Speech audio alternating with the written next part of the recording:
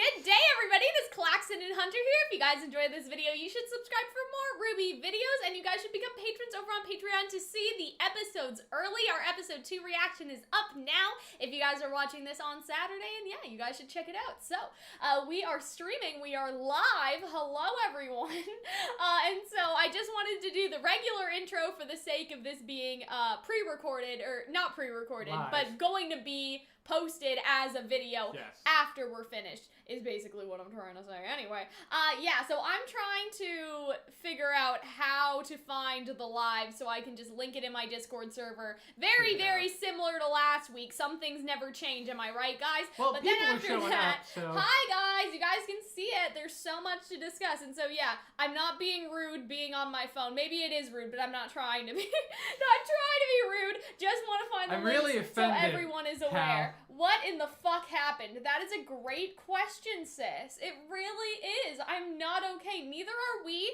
If you guys watched our reaction, you can see how not okay we are. Up for YouTube membership members and patrons right now. We've reacted the most violently to the stuff that was most frightening and the stuff that wasn't meant to be frightening. Yeah, like, I agree. We freaked out at the funny points. Yeah, I mean, the funny points were really funny, though. They were funny, but they were also a little terrifying. Like, this show doesn't know how to give us a break anymore. Even when it goes for comedic relief. It's horrifying. And so, yeah, today was a great day to dress up as Oscar, right, guys? It's not really a great day to invoke Cinder. I was really... Yeah, there was no Cinder. There was no Cinder here, sis. You hate to see it. So I posted our analysis on YouTube, and hopefully my bot did it. No, it didn't. Okay, I have a bot in the Discord server that's, like, supposed to. It did not. The bot did not post the video, but that's okay. So I'm done with my phone. We're just gonna put that bad boy away. And yeah, guys, so like last week, I am gonna read the chat, but we are gonna do our thing, and like I already mentioned, the reaction is up for patrons and YouTube membership members. I think if you guys click the show your support for Calxiyn button, you can do the YouTube membership one easily, but obviously Patreon stuff is on Patreon, so yeah. How are you guys? Well, when you ask us how we're doing, yeah, it was a very distressing episode, wasn't it? You know, your favorite show should, like, relax you. It depends. Should make you happy. It makes me happy. But by making me happy, or to make me happy, it has to first absolutely terrify me. Yeah. And it's done that 2 weeks in a row. Oh, people are saying this looks like Venom. He kind of does, bro. I don't know if you guys know, but I love Spider-Man, and so, like, I know who that is. The Hound? Venom? Yeah, I guess so. Oh, but we're going to get more into the Venom connection when we start doing our theories. Well, let's talk about scene by scene. Let's just get into it. So at first, Hunter and I were like, Robin, no, how can you say that to Crow? But I like the double meaning situation going on here, because on one hand, Robin is saying this to Jacques, but Crow is hearing it in his head. Does that make sense? And I feel like that's why they focus on Crow, and they almost tricked us at the beginning. We were like, Robin, why are you they're talking him, about right? Crow, and it's this really wonderful, like, misdirecting and directing. It's a misdirect, but it's also, this is what's going on in Crow's head. But Robin is saying this out loud to Jacques. He feels like it applies to him, even though he is not the one that she is talking to, right? And I feel like that is really, really good. Really nice work there. And he's looking at his boyfriend's bloody dependent. It's a little sad. And so we have Robin. She's basically talking about, but you! And so this is interesting. Me? I love... Can I say something that might be controversial? Sure. Jacques is hilarious in this scene. Oh, yeah. He's so like, funny. I think Jacques is a very funny character. The misdirection is like, moi, a villain.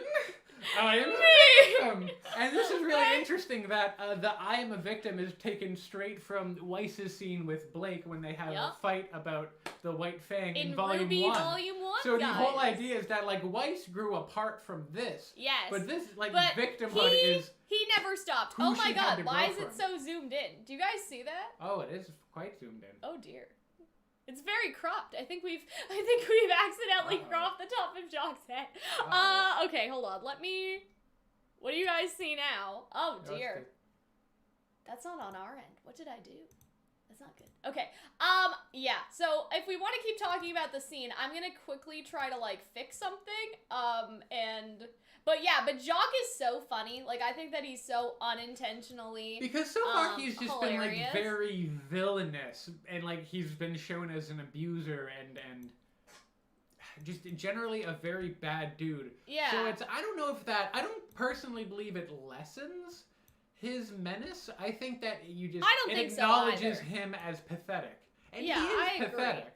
He is ultimately like this man who's willing to sell out all of his, who doesn't really have ideals to sell out. He's just... Did There that we go. fix it? Yep, it fixed Okay. it. Okay. We have most of the screen now. Sorry about that, guys. That's so weird because, like, it's the exact same settings as last week. I think I do need to adjust, though. The little bit Robin. of the bottom There's a little is, bit of Robin. cut Oh out. my god. There's a little bit of Robin that's being not chopped seen. out. Yeah. Chopped out, I guess I should say. Yeah, you're right. But yeah, like I agree with you, Hunter. I don't think that it makes him any less of a villain. No. But I think that it was definitely like intentional. His and all villainy that is sort of not stuff. really connected to the wider plans of Salem. He was Yeah. a useful idiot. Exactly. And his villainy comes from his, like, less grand machinations. Why don't like I what just he take did. off the crop? Then what do we see? Okay. You see the player at the Wow, bottom. What sorry if you about can- that, guys. Oh, wow. We're just gonna scrunch that in. I know that our There we stream go. is like, wee woo, what are you Wee-woo. doing? Okay, so yeah, are you guys good in the chat? Can you guys tell me if everything's okay now? Because it looks like that we have accomplished fixing the shit, if that makes sense. But yeah, let us know if Is what the everything's fine. technical The term technical is. term for it. I am gonna Fixing make the it a shit. little smaller just so we're not Here's up also in our something like that neck deep in Robin Hill. I mean, Don't some we all people- want to be neck deep in Robin Hill? That's Don't all lie of to it. me, But Cal. yeah, is the stream okay? You guys are good? You can still hear us? Everything's good? This- Okay, this is everything's something good, that sis. I see Sorry about that that. looks pretty interesting. You Yeah. almost see, I don't know if that's the shadow, but it almost looks like Jacques' roots are coming in. Oh, that would Like, be kind of He still has interesting. brown hair and he just dyed it Yeah, white that would actually be to kind look of cool. more white, to look more schnee. That's kind Yeah. of interesting. That would be Because, cool. I mean, we always thought he dyed his hair, Oh, but it would no, be interesting no. to see it sort of slowly No, I creep, think it right? just kind of looked like that in that one scene. I think That it would be is cool, smart. though, if in But that jail would've been you a do cool see his idea. roots go. That's why I'm wearing a wig, because my roots are not done. To view the second episode, it's up on Patreon. Yes, it's up for Patreon, patrons, and YouTube membership members. Jeez. But yeah, so Robin scoffs, and she's just like, I was duped. Were you really, though, Jacques? Because Jacques knew what he was doing, right? Oh, Like, absolutely. Jacques knew what he was getting into.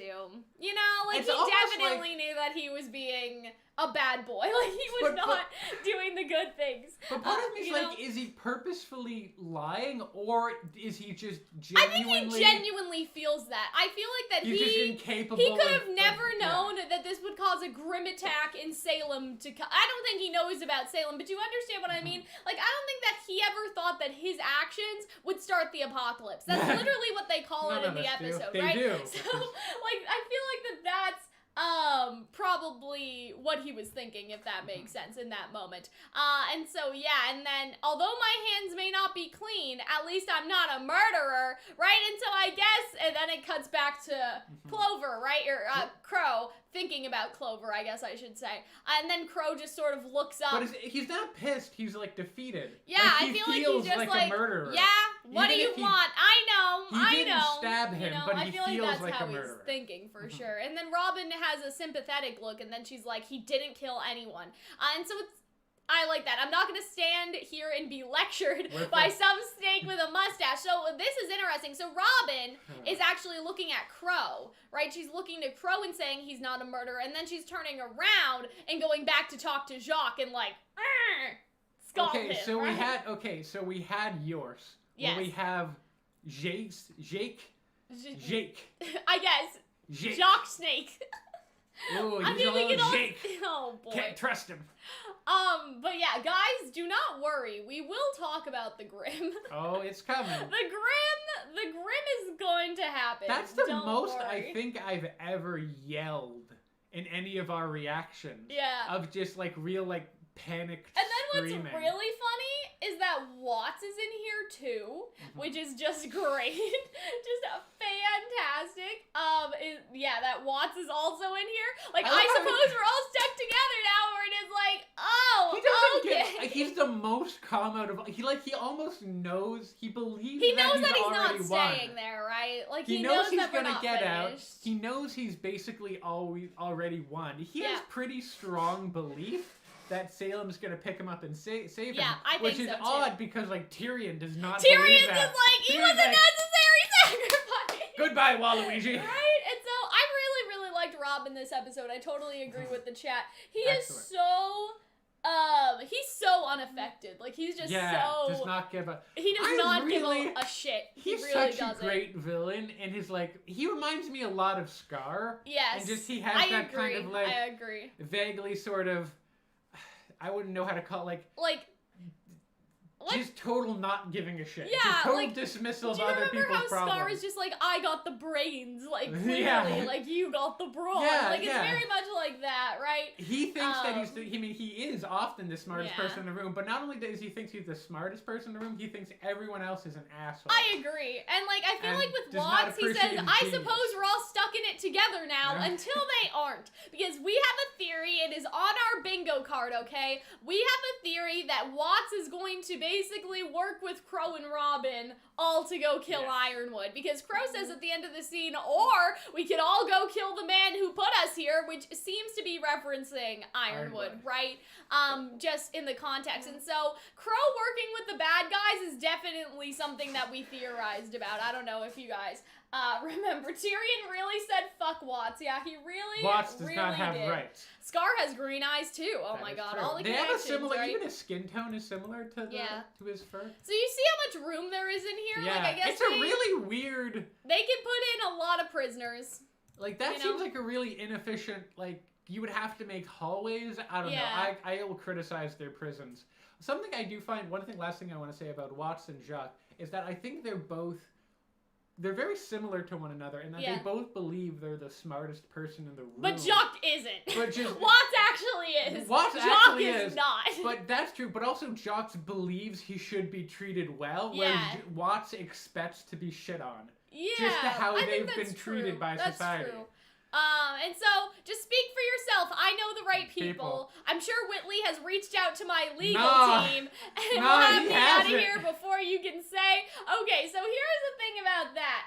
Do we think that Whitley is actually going to get Jacques out? I'm gonna say a big fat fucking no. And whether that's because wife isn't. Whitley is now free of Jacques' grasp and wants him to stay in prison, or because Whitley is finally head of the company and there's Looking some for- insidious intentions there we don't know. Like, we don't I know. think he might be looking for where Weiss is right Maybe. now. Like, we don't know if it's out of the goodness of Whitley's heart, like, just because now he's free from Jacques so he can sort of be himself around his mother, or we don't know if it's because, hey, now that my dad's gone, I'm the big cheese. Like, we don't know which one it is, but I think that either way, Whitley's not gonna go help Jacques. I think Jacques is pretty fucked.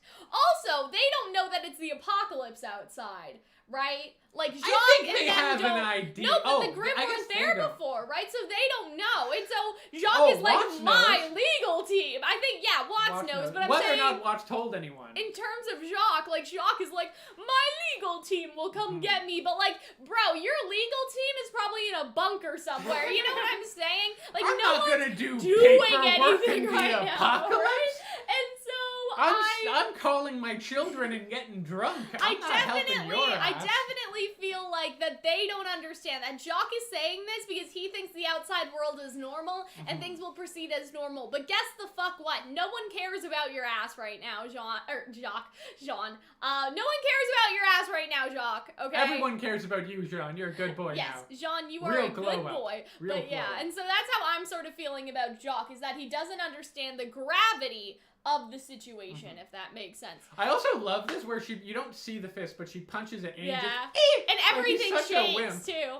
Like, he talks a big game, but he's afraid of getting his ass beat. Oh, yeah, sure. Robin, And it's which already I happened to find him, too. hilarious. Because he's not a huntsman, I also, right? So it's like, he can't really defend himself. what I love about this episode, and I think in RWBY in general, is that oftentimes it doesn't allow all shows broadly, doesn't allow female characters, doesn't allow women in the narrative to be, like, angry and have it be righteous. Yeah. And have it to be justified. Mhm. But in this episode, we see both Yang and Robin, like, pissed, and they have perfectly good reasons, and they're totally justified, which is really interesting and unique in media. I think Robin is definitely justified. Like, we're definitely on her side. A lot of this is Watts and Jacques' fault, right? And so, yeah, I totally agree with that. And then Crow puts the pin away, which I think is, or I guess he just clasps it. I feel like he doesn't want it taken away from him, and so there's that. But yeah, Watts I wonder if he'll start wearing gets up. that. So let's talk about this, That okay? looks like we he's... can only zoom in so much. Actually, no, he has a tank top or something on. There's something yellow underneath. That looks like a bikini. Oh my god. Or maybe that's just like a really old... I think no, it's that just needs to be a his newer shirt one. underneath. Sure. You know? Because it kind of, for a second, it looked like he was But yeah, naked. I can't tell what it says because it's backwards. Cell block A. Yeah, cell block A, I don't know what that one is. you tell me, guys. Yeah, you'd have to, Actually, I have to get a mirror. You know what I need? I'm gonna take a picture of it on my phone, and then I'm gonna reverse it. Like, I'm gonna flip it inside of my phone, guys. But for a second, I thought he was naked, and that would be hilarious. I mean, it would be kind of funny I don't if think he was he's stripped naked. I think he's just... and, like, checked. I think he's definitely, like, looking it at does this look like a bikini, though, He's right? Like, it definitely looks in like a it's tank kind of top, coming right? from here and going down. Cell block A, clearance, access, and then the other one's too blurry. Only. Clearance access only. Clearance access I don't know what only, it says next to his face. something. That's way too blurry. Yeah, whatever is next to his face, that's a little too much. Hunter, it's not the time. Jeez. But yeah, I don't know. I feel like that this was probably just his undershirt. From under all of his, because he has a yellow shirt under his clothes. See, he has that yellow. He's got a thing. really nice yellow binder underneath. But yeah, so what? I don't know why they You realize hit you've already him first. caught me. Maybe it's just because he's being smart, I guess. You know what I mean? Also, he got him hit on the other side. Now he's gonna have two black eyes. He has Oh, matching black poor guy. eyes. Maybe that guy just really liked some good symmetry. Like he wanted it to get... Well, Crow was studying the skirt, Watts was studying the bikini. Yeah, it really do be like that. But yeah, so I feel like Robin, she's scared because it's like, oh, this is dictatorship land, and then she's like, but he kind of deserved it though, didn't he? Right? Like, I feel like that because I don't want to say this is a smile just because I'm not sure how he screenshotted it, you know what I mean? But like he's kind of like... It's like stuck between like raucous anti-authoritarian Robin is like, I don't like that these people are abusing people. Yeah. But Robin that hates But on the Watts other hand... really likes that they're abusing Watts. Exactly, right? And you so, know? and then Watts just gets dragged away. So I think that the chat is right. So we had a theory on either Tuesday or Wednesday or Thursday. We had a theory that the reason why Watts isn't dead yet is because Ironwood is going to be like, hey, can you hack Penny? And Watts is going to be like, sure. And that's going to go really, really well because Ironwood's an idiot. I'm so nervous. Penny's going to get hacked. And then Ironwood's gonna be like, now you have what you want. And Watts is like, yes, I do. Now here's my chance to use it against you. And Ironwood's gonna be like, surprise Pikachu face. How could I expect Watts to betray me? Right? I feel like that's definitely like how it's gonna go down. I feel like that he's gonna get interrogated, but that Ironwood's gonna be like, can you recover the robot? Yes. Yeah. I am the superior scientist to Pietro, and so I can adjust his code. Like something like that. That's how I'm picturing it, right? Because people are like, why would Penny have that ability to be controlled? But at the same time, he can just, you know, he can just code it. That's how I imagine coding. You'd hope Penny would have some like NordVPN, like, you know, protecting her database, whatever. Oh god, imagine if we had a NordVPN sponsorship. Hey, I use NordVPN. If y'all can come through. If you don't want your robot daughter to get hacked by a scientist. But yeah, we are not use sponsored. NordVPN. We are not sponsored by NordVPN, but if NordVPN would like to reach out for this RWBY analysis, let me know. But yeah, and Crow, like the guy sort of looks at Crow as if Crow is next. next, which is not comforting.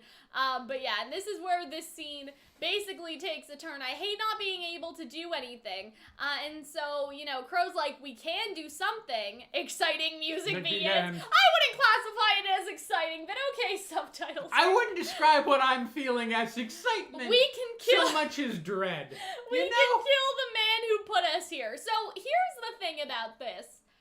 Remember Is this a red herring? Does he actually mean Tyrion, or does he mean Ironwood? Because in Volume 7, there was sort of the impression that Crow basically said, you know, I'll make him pay, and him was Ironwood, right? Yes. So what do you guys think? Like, do you guys think that he is talking about Tyrion and this is a red herring, or does Crow genuinely want to kill Ironwood? I mean... Because he said kill, not even beat up, not even, like, smack around a little. He wants to kill Ironwood? What do you guys think? Excited for murder. I mean, I think that, like, it smash cuts to Ironwood, so it's definitely using, like, visual language to communicate that he wants to kill Ironwood. It's like, that's the direction and the transition. In the end, it's Ironwood's fault. Yeah, it ultimately it was Ironwood, yay murder. I think Crow genuinely wants to kill Ironwood because the next shot is Ironwood, yeah. Like, I'm just like, is this shot a red herring, or is this shot telling it without exposition? Right? Yeah. So that's what I'm sort of thinking about. You guys think both Ironwood? Okay. Yeah, I mean, I can see that. Like, sometimes we just need to accept that not everything is a trick. Yeah. Don't get me wrong. If given the opportunity, I think he would also try to kill Tyrion. But that's probably not who he's referring to, because, you know, the man who put us here is really Ironwood when you think about it, because Crow was on the wanted list, but Robin wasn't. So the man who put us here, like, Tyrion didn't put Jacques there. Tyrion didn't really put Robin there. Tyrion only put Crow there. But Ironwood put everyone there. So that's what I'm saying. Oh, you guys are scared. It's okay. It's gonna be okay. Don't worry. But yeah, so from General Ironwood, mental citizens are frightened and perplexed by the sudden withdrawal of military personnel. Yeah, so I like these. Like, these are very, like, nice, like, blurry. Look at this Baringle, bro. Oh, the flying Baringles, the flying monkeys. Stacked. Wow, are all those in the background the flying monkeys? That's I think terrifying. so, yeah. Wow, guys, look at this. This is like, he's as ripped as Hazel. They probably used the Grim model. They just slapped some human skin on top of it. Salem, why do you want to make a silicone cast of my entire body? It's because no you're reason. a hunky child. You're hunky, and I need my Grim to be hunky. But yeah, as well. this, guys, like, I've never seen anything like this. It feels like the end of days. So here's what I thought was interesting, because we were sort of talking about in last episode, like, does the government not also control the media? I guess not. Could the government control the media? Because it would be so funny if it was like, this was not a state-sanctioned broadcast outlet. Like, what if in the next episode that man's dead? You know what I mean? Like, very authoritarian dictatorship. Like, what if that man's dead and the Atlas Eye is just no more? I mean, I'm surprised. Because this is kind of critical of Ironwood. Like, we're surprised that Ironwood has withdrawn his support. Like, what if it's a thing where, you know, then this reporter just ends up dead in a ditch, you know what I'm saying? And then Ironwood becomes what he feared, because Tyrion was the one killing outspoken people. But what if Ironwood actually starts doing it?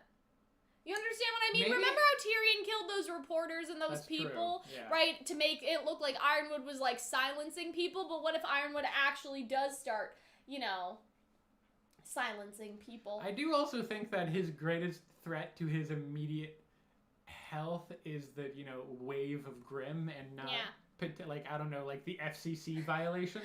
I'm happy that the Happy Huntresses are playing more of a role now. I don't think Ironwood cares about the media. Yeah, I really like Joanne. She is so cool. Big strap energy. I just really... What does that mean? Big strap energy. Like... It's like big dick energy. Okay. But for those without dicks. Okay. Thank you, Hunter, for... I was thinking big, like, strap-on energy, but we don't need to... That is what it is. Okay, because we don't need to demonetize the stream. But anyway... Listen, I'm not the one that had to use them anyways. Moving forward... Joanne is the real hero of the show. Yeah, she's our queen. General Ironwood has abandoned you. I like how the cameraman zooms into the... Cameraman's like, we gotta get this!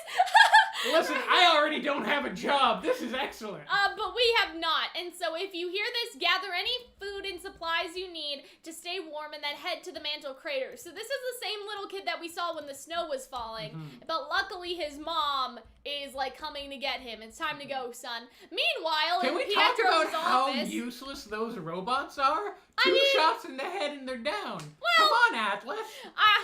Listen, they were made by Pietro, not Watts, if you know what I mean. Anyway, so I really like that they have the evacuation order on, because that's a nice little transition scene. And I also like show your I also like that the office is ransacked. Yes. Just because you get the impression that these robots may have been here on Ironwood's orders to try and find something, possibly about Penny, so Penny can later be hacked, right? But they sort of didn't make it. But you know what I mean? didn't touch the gumballs because they're not monsters. And maybe, guys, like maybe Hunter, I'm gonna lose it. Maybe the thing is, with all of this, is that what if Ironwood sent the robots to find the papers, and then since they're, like, dead or whatever, like, the robots are dead, he starts getting desperate and asks Watts about it instead. Like, what if this could be a connected action? I don't know if it's that important, but his papers are everywhere, so when you really think about it, right? Yeah. I don't know. And so, show your teeth. And so, like, okay, that's... We're thinking that there may be big white fang energy going on under here somewhere. Because they talk about the slums and how the slums are filled with faunists. So it's like, okay, maybe then that the faunists are helping people, so maybe it is the white fang. Maybe show your teeth is just like a Mantle saying. Yeah. I kind of like how they're developing the culture. Yeah. Because, okay, so here's what I was thinking, and we'll talk about this more when we get to it, but there is a new character semi-introduced called Crimson. Yes. And we're sort of thinking, like, Crimson could be, like, a red fox fawn, you know, like, something like that. Like, I don't know any other red animals. A person that presumably worked with the Happy Huntresses. Yeah, like, I feel like that would be cool if Crimson was the head of the branch of the White Fang that we keep talking about, that we hope exists desperately. Maybe it's Crimson right? Khan. We don't know that. Oh, boy. And so, yeah, Just then... saying. It's a dude, but just saying. Then we go on. And so this is the scene that we've already Look at seen how in the happy sneak they both peeks, are. But I do like, Look at that sweet boy. Jean happy energy. Robin's first line was show your teeth. Yeah, you guys are right. But yeah, so I love how Oscar's like, ooh, and John is like, ah, and Ren is like... Was that a bite? Ren is just like not feeling it, and I feel like that's so in character. But yeah, I do like that they're having a little fun. It's but called let's read the this. Rhino. AFFM. Okay, so we have AM. Wow, we got FM the radio. We got You're blasting some gusts. tunes. You can search the internet. Don't Just recommend in that. case. Probably bad idea. It's Your a lights, rhino. your, you know. Refer to owner's manual. No one reads the owner's manual. We got a little dust gauge to show how full of gas it is. I thought that it was. We have a I thought little that they were compass gonna make there. a red versus blue reference and call it a puma and not a rhino. I kind of like this though. Like I don't know what it could be referring to, Pinocchio wise or anything like that, but I do like it. It looks like a horn. I don't know. But yeah. It's like a speeder, kind of like from. I love how happy she is. And we like that, like, Yang's finally happy again, until later. We'll talk about that. But yeah, Oscar's like, Yang, no! But she fires her gun, having a little fun. which I think to spin her. I also like that Oscar's choking on her hair. Yeah, I agree with the chat. I really like how they've sort of interspersed jokes in between the seriousness, like Weiss getting sucked up in the tube. Because the episode and the situation that they're in is, of course, very serious, but to put in fun things that make sense where they can, I think is also really nice. Like, it does make sense that even though, yes, they're in danger, Yang would be excited about a new bike and, you know, zipping and zooming and stuff like that. And, you know, with Weiss, it's sort of the same thing. They were doing a serious thing, but they were able to make it comedic, and I really appreciate that. I wonder what... This looks like a hidden Mickey. What do you mean a hidden... Oh, a hidden right. Mickey, because it looks like, but this show All is right. not Disney, it is Warner Brothers. All right. But anyway. Does Disney movies do that? They put yeah, hidden Mickeys in? hidden Mickeys, I and in did the not know park there are hidden Mickeys, too. Okay. Look at, like, that thing that I have over there, my Kingdom Hearts thing. I don't know if you guys can see it. Hunter's head is blocking it, but that's like a hidden Mickey, right? It's pretty obvious. Yeah, it's a very obvious Mickey, but they're called hidden Mickeys. I wonder anyway. who she's gonna get to throw this bike at, like she did with Adam. damn. If she's gonna paint it yellow, and that's just And so I like how it highlights on this bridge because they come back to this bridge later, to hit that, like, the flying thing. Oh, that's a up good in the point. air, and That's so that's interesting. kind of fun. Ren has been having these weird thoughts lately. Oh my god. But yeah, I really like this scene, but we've already seen it. Like, we saw it in the sneak preview. Right. Looks a lot. I like how Jean is still a friend to all children now. We do like that. He's Jean, like Santa Claus. Jean is so cool. Like Jean, I and really- in Kingdom Hearts 3, you could collect them. That's true. There were little pictures. I hope that in the RWBY epilogue, in Hunter. the RWBY epilogue, he starts like I don't know, like an orphanage, like a Beacon orphanage, Oh. and he names it after Pyrrha or something. Yeah. That's very Hamilton of you, Hunter. That is very. I'm putting myself back in the narrative. Yeah. It's But yeah, I like that John is just so good with kids. It makes me really happy. Are we not going to talk about the Grim on the bridge, Cal? What was the Grim? Wait. What? Was the Grim in the scene? I'm talking about the Triceratops. Oh, there is Oh, there one. is a Grim. Oh, Oh, Hunter. is what that if the hound? What, was that the hound? Was that the hound? That's Oh the my god, hound! the hound is there! It was waiting! It was oh my god, guys, I didn't even see that! Oh, that is terrifying! Because we come back to that bridge later. I was talking about when they, like, fling the Triceratops or whatever, like the flying... dinosaur-looking The one. dinosaur, right? Oh my god! The pterodactyl-looking Guys, one. you're right, the hound was there the whole time! It was waiting. Oh, that is so fucked up. Oh my god! Guys. Oh, I need a drink and a nap. Guys, the hound goes... He's been stalking them the whole episode, so he was just waiting for them to come back. Wow. Wow. Okay. The hound was watching him the whole time. There's another shot. We will look for it. Don't worry, guys. Oh my god. I need to post that on Twitter later. But yeah, so... John, Oh my god, but then what if, children- like, it's in the background through the whole Imagine. episode? We may just see it watch later. it hiding in So the yeah, background. this person talking about the crater and stuff Yes. like that. We have some Grim. Now this is really cool. So I like Jean's bomb thingy. I know some people feel a little conflicted about it, but I feel like this is good for Jean's strategicness. Yeah. You know, this is very, I hate to compare things to Avatar, but now that I've watched Avatar and now that Jean has become a better character, I would argue that Jean is a little like Sokka. Yeah. You know, when you actually, Yeah. like, think about it, I guess. And so, like, I would say that this is a good choice for him to have sort of technology so he can help out his peers and be, like, the support. I like person, how this contrasts with when they're fighting the hound. That Yeah. in this way the Grim are very stupid and easy to fight, Yeah. compared to the ground that is the hound that is very strategic. I also like the little like magnetic pulse. I feel like that was a reference to Pyrrha. Yeah. Her magnetism. Her That's polarity. that's pretty cool. Yeah, you're right. But yeah, so I like how Ren The is just child like, it is would be scared difficult, now. but he's like, no, that's a great idea. Well, I'll have a Grim-free journey. Like, I like that how, because, like, you guys remember Camp and, like, Miles' character, David from Camp and all Yes. that stuff? Like, he was just so, like, Upbeat, you know, peppy. upbeat and positive, and I like that they've put some, you know, Jean is very much like that when it matters, right? Okay, so let's talk about... Karen. Let's talk about the old... Her name was like Racist concerned lady. old lady, but like first off, she's the oldest woman in the show, like looking, other than like Cordovin and Yeah. Maria. Like they finally gave people wrinkles. So, in the slums, I'd feel a lot safer being up in Atlas. And so, like, here's the thing about that. Look at everyone else. Everyone else is like, really, bitch? Like, we don't have... And this girl's Peppers sighing, can't right? be Like, we don't have choosers. time for this. And to a certain extent, you understand because like people, they did say they were gonna get Yeah. dropped off, and so to an extent, I understand why she's Yeah, upset. that's true. I mean... She is still racist. Yeah.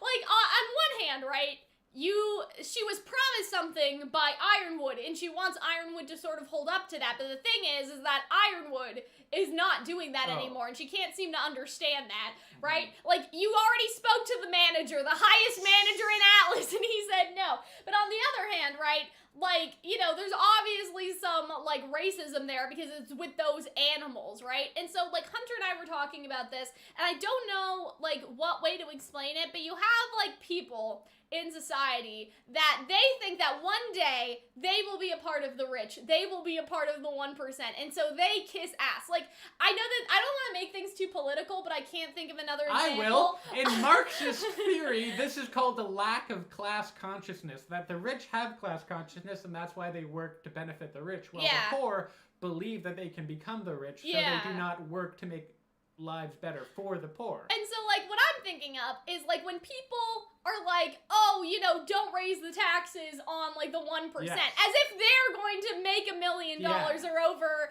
$400,000 and all that stuff. I feel like that's a very apt comparison, you know? Something like that. So this lady is like why she sees that there are Atlas people, there are Mantle people, and then there are Faunus. Not that Atlas considers them the same. She identifies more with Atlas, even though Atlas does not give a shit about Yes, exactly. That's a great way to say it, that this lady identifies more with the people on Atlas than the Faunus, even though her and the Faunus, right, functionally in this moment are the exact same. Because is that they've both been left behind, right? And so I really, like, I love Hunter so much. Love that Hunter. So yeah, based Hunter. And so that's how I'm sort of feeling about this scene, right?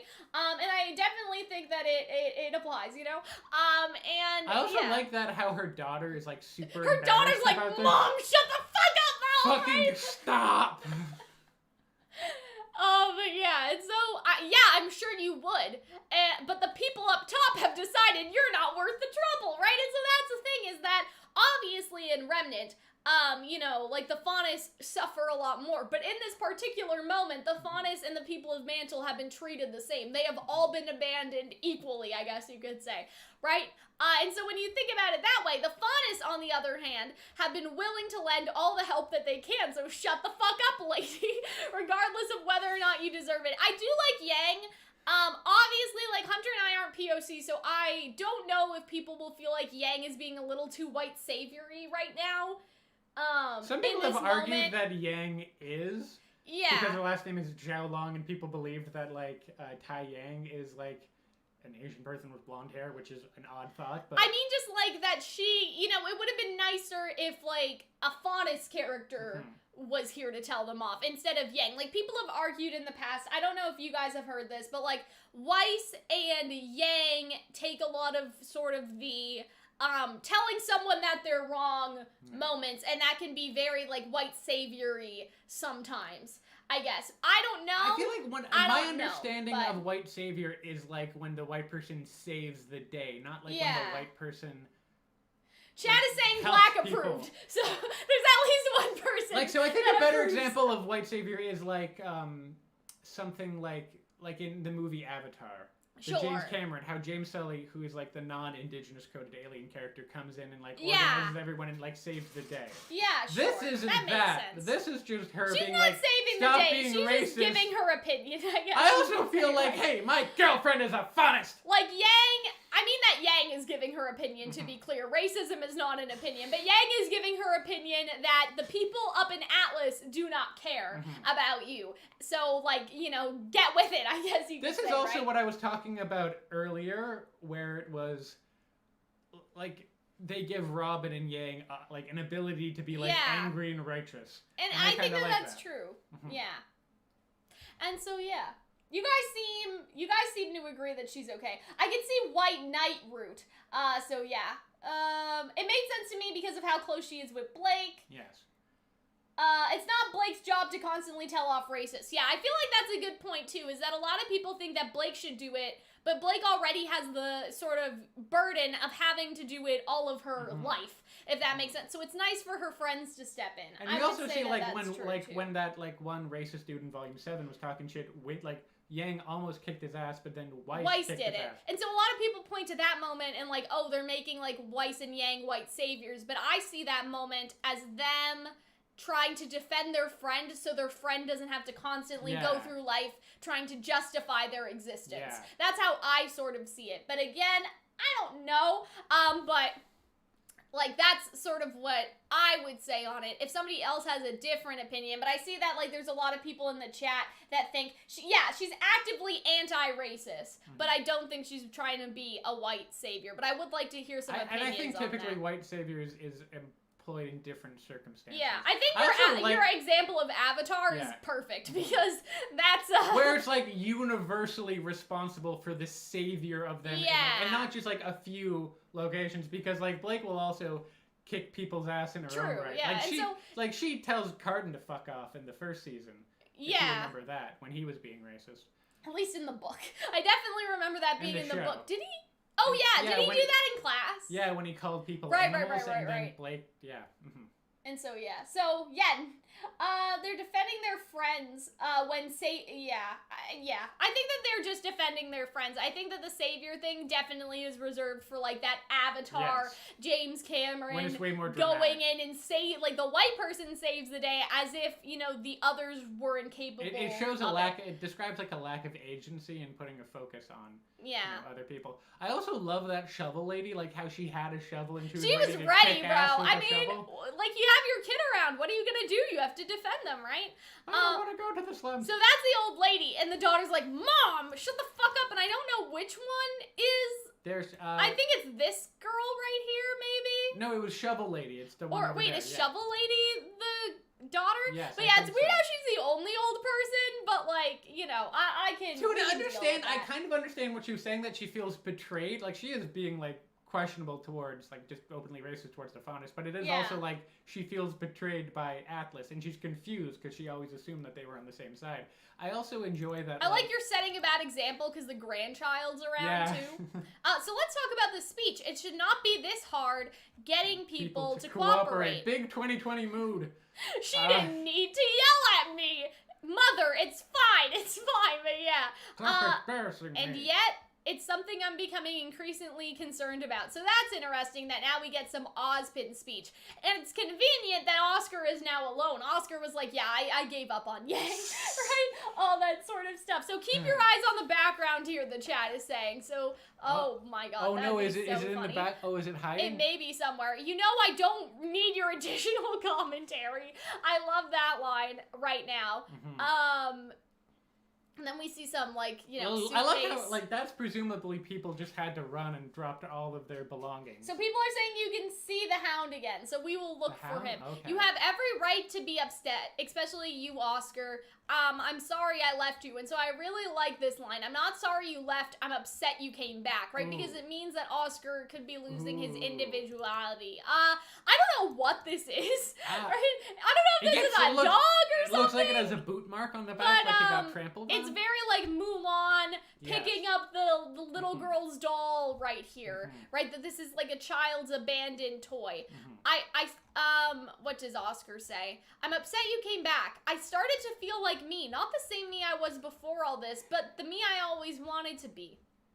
I felt like I was actually part of the There team. it is! There it is! Oh my Oh, that is terrifying! God. Do you guys see that? Oh, that is so Oh fucked my God, it's right there, bro. Oh, that is genuinely distressing. And we didn't notice because, you know, on your first reaction, it's hard to... Like, it's hard to see, right? Like, especially because you have to really zoom in to tell what that is, you know? Like, that could be a fucking chimney for all I know. But yeah, the Hound is over there. Holy shit. Oh, I can't wait to post all this on Twitter and show people that the Hound is just constantly, like, creeping and creeping and creeping. Oh my God. That is distressing. Jesus. I thought it was just a weird building lurking in the background. Oh, so it would be creepy that if when it panned over his face it disappeared. It didn't, but that would be very creepy. You know what's also cool about this is that the Hound knows that there are too many people now, right? Like, they would cause a commotion. And so you sort of get the impression that it is very intelligent as a Grimm because it knows that it would be a very not great idea, right, when you think about it. And part of me is also like, do you wonder if the Grimm aren't showing up because of Ren? Yeah. Or because they're afraid of the Hound? That's true. And, like, the Hound still sees Oscar, right? Because Oscar isn't covered. But yeah, I feel like the Grimm's intelligent enough to know that it's not the time yet. But yeah, that's a good point, Hunter. Are they coming because, like, are they not coming because of Ren, or are they not coming because they know there's something stronger in the area? So yeah, that's pretty fucked, bro. Hound is more successful than Cinder? Oh, really God. is. You're gaining control of my remaining magic, recollecting my longest held memories, which means our two souls are still on the inevitable path to become one. And so I'm going to talk about what this means a little bit, but I don't want that. Neither do I. So here's what I'm thinking, right? Because, like, what is the ratio of combination? Because when you think about Ozpin is the amalgamation of 100 people. Yeah. So should it not be 50% Oscar and 50% Ozpin when they do merge? Or will he just be another piece? Because, like, the way that I've always thought of it is the ratio. It would be a 50% Oscar and 50% Ozpin. And Ozpin would still be, or Oscar would still be the majority sort of control because he's the newest soul, but then he still remembers everything that came before him. But some people think that if it's out of 100, Oscar will soon become just a 1 out of 100 ratio. So what do you guys think about that? Like, when they say that, their souls are going to combine, do you see it where we get Oscar pin, or do you see it where we get Ozpin with a dash of Oscar? Like, how do you guys sort of see that? Because some people think that Oscar is going to basically lose his entire self and just become, like, Ozpin, right? I'm inclined to believe that might be the case. Because, like, I feel like there could be a big thing of, like, trying to stop Salem before Oscar fully turns, especially if there is a romantic angle with RWBY and Oscar that I'm not sure if they're going to do yet, but it could if be anything, that, it feels like you're doing more for, Oscar is 50%. For nuts and bolts than anything else. Oscar pin, eh? Yeah, the latter most likely. Keeps control but gains Ozpin's mindset. I think Oscar will be the primary personality, but he'll have all the memories. Ozpin is already the mixture of all those other lives. Yeah, so that's what I'm saying. He's the main character, so 50%. Yeah, so I don't know, because a lot of people think, like, oh, Oscar will, like, lose himself and become Ozpin, and so we need to stop it in time. But I've always sort of seen that 50-50 merge where there's like a big Oscar energy still, but he just like remembers everything. I think it depends on whether Ozpin wants full control or not. I sort of see it as Ozpin and the other incarnations get absorbed into Oscar's soul, making Oscar the main one. Yeah, that's how I've sort of seen it. But yeah, Oscar's really good in But this, it's also a belief that it's chapter. like a like-minded soul. So Yeah. like, are they really terribly... What if they're kind of similar? What if they're in a way? not so different, What right? if you won't notice it as much? I think that's interesting. Oscar should gain control but have his own self. So yeah, I feel like the foreboding threat, we still don't understand it yet. Because there's people think it's going to be a 50-50 Oscar's personality, but he can never go back because having Ozpin's memories will change him forever. Some people think that Oscar is going to be the drop in the Ozpin ocean, but we don't really know. And so, you know, we have to find out, right? He really does have very dark... You did his freckles. I did. Good. They're very quite dark. Hey, you good? It's just a lot to focus on. You can do it, Ren! We're almost... I don't need a pep talk! I need to focus. And then John has this, like... Man, well, fuck you too. Angry look on his face. So here's the tea. Like, here's the thing. This is a big departure from that scene in volume 2, or maybe 3, when they have, like, a talk when he's shirtless. And it's just like, you know, I really consider you my best friend. Randy's like, yeah. I too, Sean. Like, it's a big So here's the tea from that. with this particularly. Oh, no. Here's the thing. I understand where Ren's coming from. Like, some people who are stupid have this idea Tell us how you really that feel. Ren is this abusive monster and that he's abusing Nora and he's abusing Jean, and I don't think Conflict that is is not abuse. that far. Yeah, and so, like, what I'm sort of thinking, right, is that, conflict is not abuse, is that Ren is in this mindset of, I don't need a pep talk because you giving me a pep talk will remind me that I'm failing enough to need one. Does that make sense? Yeah. That the idea that John even needs to give him a pep talk in the first place is just another reminder that he is wavering, that he is failing. Whereas, you know, if you get an A+, if you get 99 on an assignment, you don't need a pep talk. If you think that you're getting like a 70, then you need a pep talk. Do you understand what I mean? And so, listen, I don't want to start the Ren abuser discourse, but I don't think he's being abusive. He is trying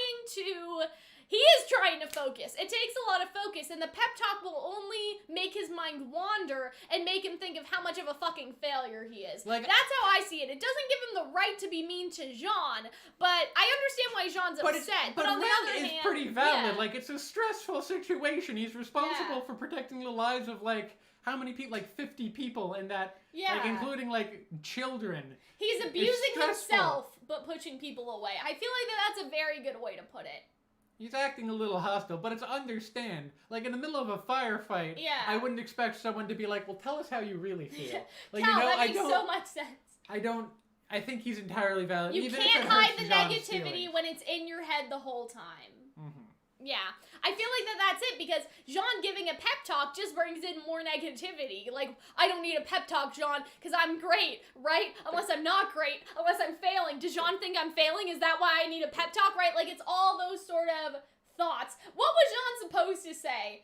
I don't know. I'm just saying, like, I don't blame Jean for being upset either, but I don't see, like, all this Ren slander. Like, people, for some reason, it's so funny how people love a complex character when it's Ironwood, but people hate a complex character when it's any of the protagonists. Yeah. Do you understand what I mean? Like, you try to give Yang and Ren some complexity, and it's character assassination. It's how could they do that to Yang? How could Yang be anything but perfect? How could Yang yell at her sister? How could Yang engage in right? Like, people love Ironwood, but for some reason, when you transfer Ironwood onto Ren or onto Yang, like, people are like, guys, how could they do that? But it's like, they're trying to make them more complex like they did with Ironwood. I don't understand why it's any different, to be honest, right? That's just me. Ren feels conflicted over his feelings for his job as a huntsman and then his feelings for his friends. I would say that's definitely accurate.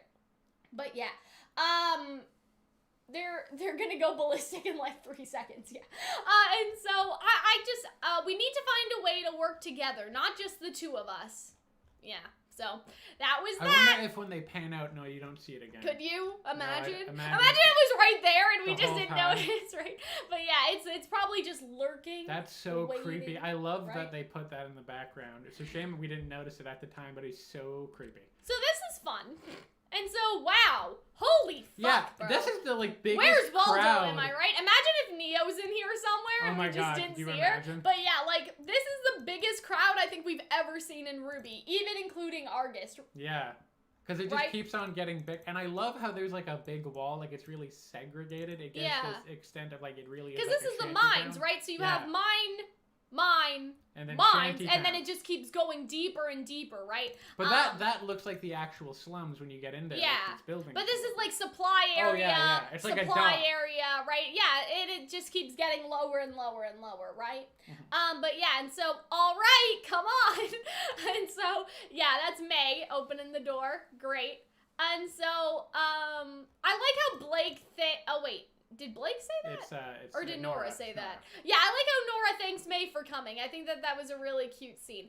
When Robin learned about Amity Tower, she wouldn't shut up about it.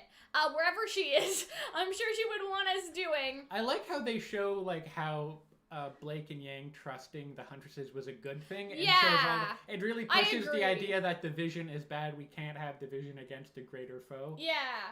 I like that.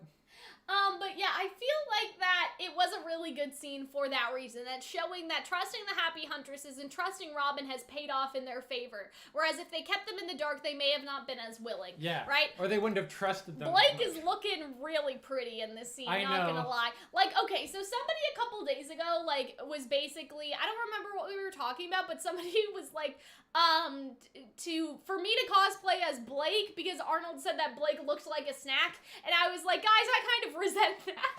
And I don't know, like, people were like, why? Do you think Blake is ugly? And I'm like, no, I just don't think that she looks very Calxiyn-ish, I guess. I don't know. Like, just, like, I guess here's how I'll say it. Blake is very long and slender, and I'm very short and, like, curvy, I guess. And so I was just like, I don't think I look that much like Blake, but Blake is beautiful.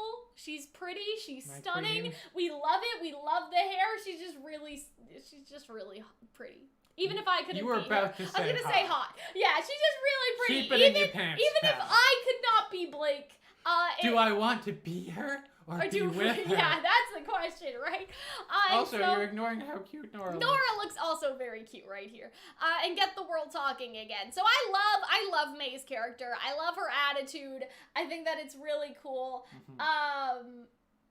Besides Fiona has got your friends helping out in my stead, right? And so that's interesting how, you know, Nora reacts to this because, you know, Blake is reminded of Yang, but Nora really lingers on the fact that her and Ren aren't together anymore, and it makes her, like, fall behind the rest of the group. There's so many Nora-Ren death flags going on, guys, like, I can't. It's not I don't great. think we can. Nora looks Callish, yeah, like, especially, like, thunder thighs from last volume and all that stuff. Yeah, that's It's a been little a long more divide since Thunder A snowshoe shipping is a SDC subsidiary. So this is fun. Can we talk about robots taking the jobs of people? Yeah. Right? You know, how Jacques, the cheap ass that he is? Because, like, we were thinking about that. This is now a May Stand account. Hi, Eddie. We were thinking about this, and we were thinking about how, you know, we sort of had, what did you say? Clash consciousness or lack of class consciousness. Yeah, and so for this, like, I feel like that there's also something to say here about everyone is like, the Faunus are stealing our jobs, but, like, do you see a Faunus? Because that looks like a drone, sweetie. That's a robot, right? And so that's some interesting, like, not political stuff, but yeah, political stuff going on there too, right? That, you know, everyone's blaming the Faunus and everyone's sort of blaming each other in Mantle, but these are the people taking your jobs and they're not even human, they're just robots! Like, right? especially last volume, it was a big deal about the SDC shutting down, when in actuality, they weren't, they had robots. Exactly, and so, damn, which bro. I think is, like, a very sort of subtle And so I guess each one is a different terminal, because we do see, like, a lot of pipes. And some of them are going to the school, some of them, I'm assuming, are going to the military base, so that's pretty interesting. Can we talk about how they're firing, like, volatile, like, explosives up pipes? I'm sure they figured it out. I'm sure they figured it out. Just bubble wrap it. But goddamn, like, the... You know what I mean? A little dangerous. Are there any buildings in Atlas that your family doesn't own? Look at Blake's face here. Blake is Blake talking mad shit. Yang is rubbing off on Blake. Yes. To be a little I also more love how lighthearted. shocked Look and at appalled. May Marigold's just like, you Yeah, tell it. get her. You tell it, Blake. Yeah, I love that so much. And Weiss just looks so appalled, like, that is hardly relevant at the Oh, moment. look at this. Protect this face. Blake is so cute. I also like, I think part of, a reason why it was good that they kind of split Blake and Yang up is people were complaining that there was only Blake and Yang moments. Now we get Yang and Blake interacting with other juicy people. monochrome interaction that I love, right? That's never Comrades, going to be welcome to capitalism. Yeah, and so it's interesting here because Penny gravitates to the terminal that says Atlas Academy, and this is representative of her feelings of wanting to go back to Penny and Ironwood, thinking about Penny and Ironwood, right? And so we Winter and Ironwood. What did I say? Penny and Ironwood. Okay, yeah. Winter and Ironwood, right? I do not like it when friends fight. So it's funny because Ruby's like, okay, listen, I know that me and Yang got into it. And Penny's like, not you and Yang. You two, Like, I could give a fuck. I see that it's weighing on Ruby's mind that she argued with her sister still, right? That she assumes, like, she makes that assumption that it's, you know when you see a subtweet and you think that it's about you? Like, I feel like that's what Ruby was like, okay, and Penny's just like, no, the subtweet was not about you, Ruby. That's how I sort of think of it as, Way right? to admit your own, like, grievances and insecurities. Yang and I may not agree on how best to save Mantle, but, and then Penny's like, no, I meant Winter and the General. So it's very interesting that, like, Penny in Volume 7, like, she sort of talks about how she wants to go out and, like, make friends and stuff like that, but she did consider Winter and Ironwood her friends, right? And she even, like, in some slightly not canon versions of the manga anthologies and stuff, she says that I have two dads, Ironwood and Pietro, right? And so, yeah. I feel juicy monochrome. You guys are focusing on that. Just wait until she learns that Ironwood killed Sleet. Yeah, looking away, we do not see it. But yeah, they were our friends. But then the Aesops attacked you, and so that's and the general. He said people were gonna die. Because of me. And so, yeah, like, we talked about that sort of in the analysis, is that, you know, Ironwood was like, if people of Mantle die, it'll be on your hands. And a lot of people thought he was talking to RWBY, but that message actually really resonated with Penny specifically, right? And so I feel like that's pretty important as well. And so I really like that RWBY has this determined look on her face. Like, my wife will not be upset. Grabs her, too. Like, it was like, that was a lie, right? And so I really like that he Wait, I'm sorry. Where is your hand right now, young lady? RWBY. Oh boy, but yeah, he was only saying it to hurt you.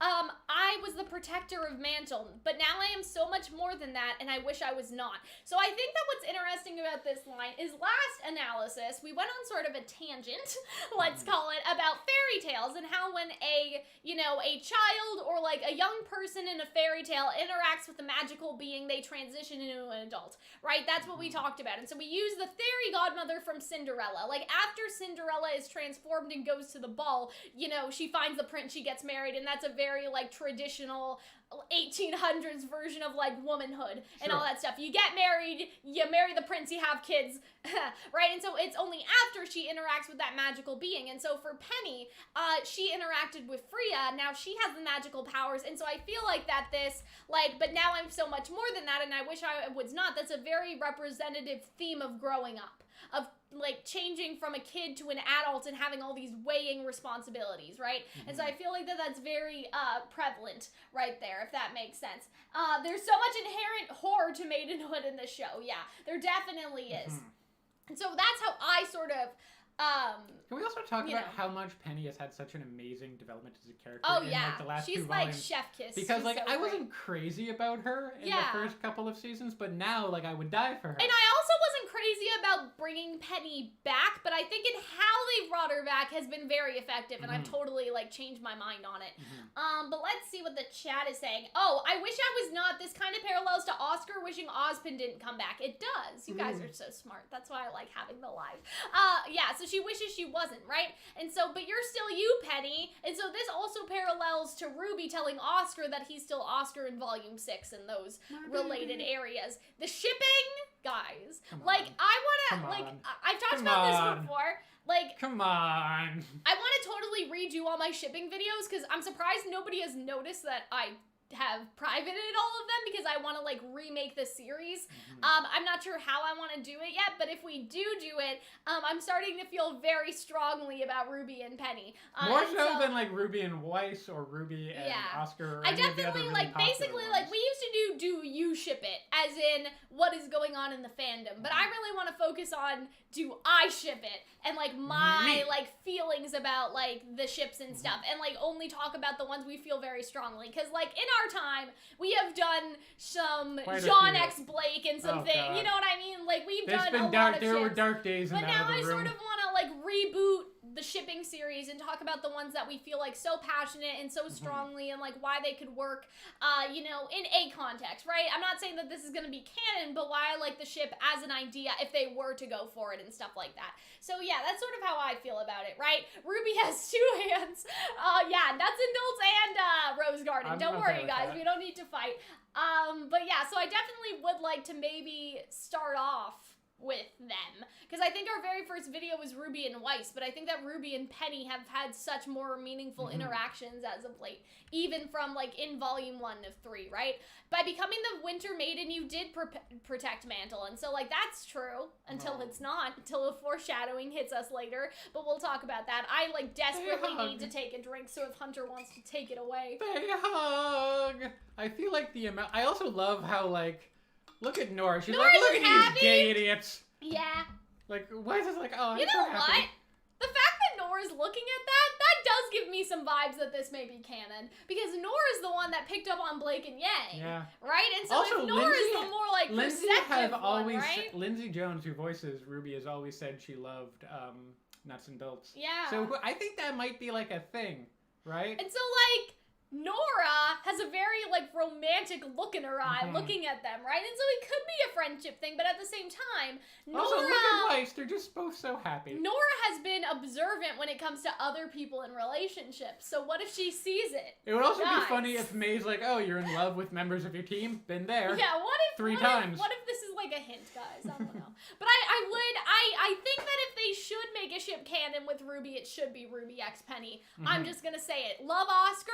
We stan Oscar very clearly, but like RWBY and Penny, that's a little more compelling to me. Yeah, Nora's a hopeless romantic. Nora always knows. That's basically what I'm saying, right? And so between our secret weapon and my semblance, I love that. The curtsy. She's so May. That means she can turn herself invisible, May not so just other things. Cool. So I wonder if she's going to be really important to, like, they're going to make them, them all stealth invisible. mission, right? They're going to all hold hands and, like, sneak through Atlas security. And so I just love May. May is so cool. Caden's so cool too. And so that makes May even cooler. I'm really glad that really and we see more of Fiona later, but I'm really glad we're getting a lot of the happy Yes! Huntresses doing stuff and being I feel cool. like that was a big criticism last volume, that we really didn't get to know them, and I feel like they really took that and like ran with it now. And I think I think last volume they did a good job of Fiona and Robin. Yeah. But this time they're like showing love to May and Joanne. And I think that's such a good idea.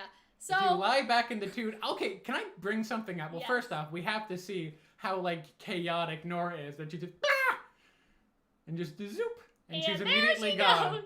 Yeah, she is immediately. She's not even in the tube. She Also, just she disappears. gets sucked like this, meaning her body's like contorted Well, hopefully the she entire lies way back up. eventually. But also, I like the idea Weiss that finally got a shipping scene, Eddie says. but I don't tish.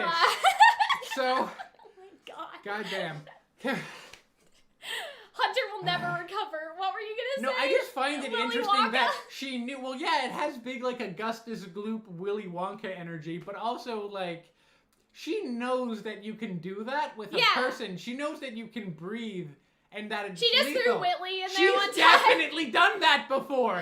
That's why Whitley doesn't like her, because she tricked her and Winter, Jacques Whitley, up to the fucking season, and they got serious shit in the past. Go zoom. Like, she's definitely done this a lot in her past. Eat a schneet.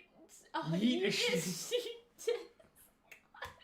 Voice got invented. Oh boy. But absolutely, this she has moment- done this multiple This is times. like comedic gold. This is what I really like about this episode, is even in the dark moments, being able to find something funny. And I feel like this is the perfect way to do it.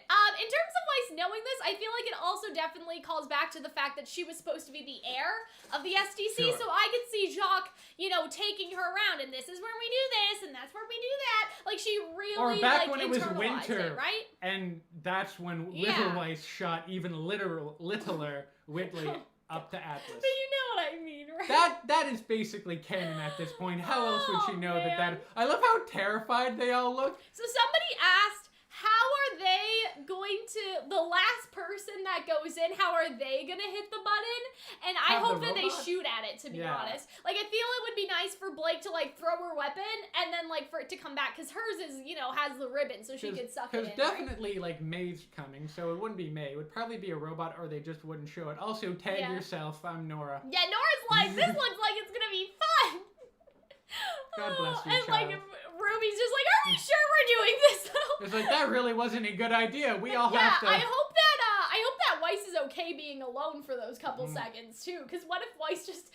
Oh yeah, Weiss went alone, so we got arrested. It has big like Futurama energy. How they had the tubes going through New York. But yeah, very Willy Wonka, Augustus Gloop going into the tube system and all that sort of stuff.